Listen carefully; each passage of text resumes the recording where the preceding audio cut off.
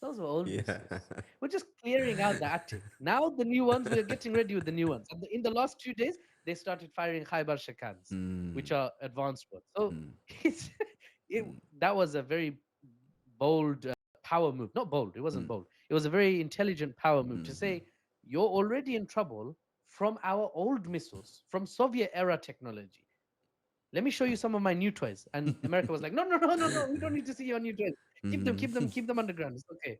So that was the situation with the missiles. Iran's missiles, very advanced. They poured their wealth Mm. in terms of Missile their defense technology. spending.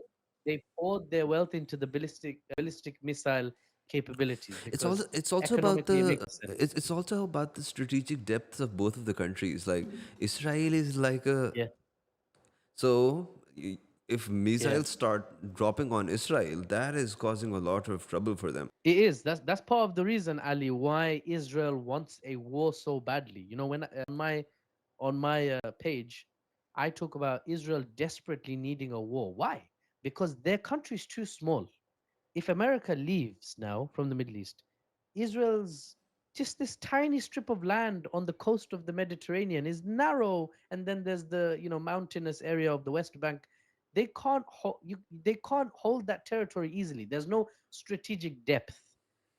Whereas Iran is fortress Iran. They have the Zagros and Alborz mountain ranges. You can't really beat Iran. Honestly, I'm not being biased. I'll give you the facts. America, the superpower of the world, spent 20 years in Afghanistan fighting the Taliban, and at the end, the Taliban are in power. So they flopped. In the middle of the night, they had to leave in the dark. And they were flying their planes out of Afghanistan, and people were chasing after the planes. No, take me with you.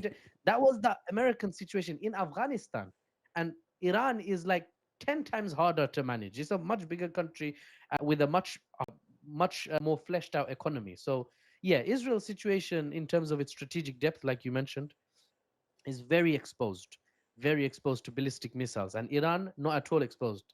The skies over Iran were completely dominated by Yeah. Israel. So what? Now Mm. what? Now, I appreciate that's a strategic win, Mm. but now what? Mhm. In Bengali we say ahon ki korba. What are you gonna Mhm. do now? Mhm. Like, how many missiles are you gonna Mhm. fire into the mountains? Mhm. Iran is very sad. All the civilian casualties on both sides, very sad. Mhm. But Iran, I'm saying analytically, Iran lost 1,000 people, Mhm. civilians included, in the 12-day war. Mhm. Now, the population is 90 million, Ali. Mhm. The country is huge. The majority of the country, they didn't feel anything during Yeah. the 12-day war.